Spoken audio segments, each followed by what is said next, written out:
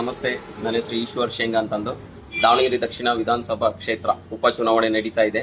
ನಿಮ್ಗೆಲ್ಲರೂ ಗೊತ್ತಿರೋ ಹಾಗೆ ನಾವು ಉತ್ತಮ ಪ್ರಜಾಕೀಯ ಪಕ್ಷದಿಂದ ಸ್ಪರ್ಧೆ ಮಾಡ್ತಾ ಇದ್ದೀನಿ. ನಮ್ಮ ಪಕ್ಷದ ಗುರುತು ಅಂಚೆ ಪೆಟ್ಟಿಗೆ, ಪೋಸ್ಟ್ ಬಾಕ್ಸ್, ಕ್ರಮ ಸಂಖ್ಯೆ 6. ತಪ್ಪದೇ ಎಲ್ಲರೂ ಒಳ್ಳೆ ವಿಚಾರಕ್ಕೆ ವೋಟ್ ಮಾಡಿ, ಯಾವುದೇ ಆಮಿಷಕ್ಕೂ ಒಳಗಾಗಬೇಡಿ.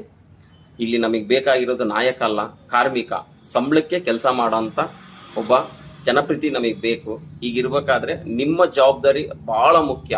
ನೀವು ಒಳ್ಳೆ ಜವಾಬ್ದಾರಿಯಿಂದ ವೋಟ್ ಮಾಡಿದಂದ್ರೆ ನಿಮಗೆ ಒಬ್ಬ ಒಳ್ಳೆ ಕಾರ್ಮಿಕ ಸಿಗ್ತಾನೆ, ಇಲ್ಲಿ ಕಾರ್ಮಿಕ ಸಿಗ್ತಾನೆ. ಆಮೇಲೆ ನಿಜವಾದ ಪ್ರಜಾಪ್ರಭುತ್ವ ಅವಾಗೇ ನಮಗೆ ಸಿಗೋದು.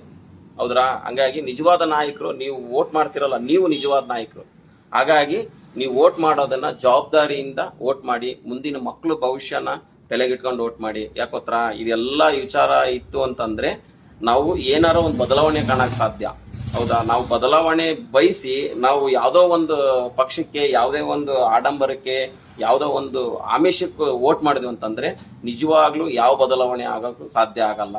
ಹಂಗಾಗಿ ನಿಮ್ಮ ಜವಾಬ್ದಾರಿ, ನಿಮ್ಮ ಒಂದು ಪ್ರಾಮಾಣಿಕ ವೋಟ್ ನೀವು ಕೊಟ್ರಂದ್ರೆ ನಿಮ್ಗೆ ಅದೇ ತರನೇ ಒಬ್ಬ ಪ್ರಾಮಾಣಿಕ ಅಭ್ಯರ್ಥಿ ಸಿಗ್ತಾನೆ, ಒಬ್ಬ ಜನಪ್ರತಿನಿಧಿ ಸಿಗ್ತಾನೆ.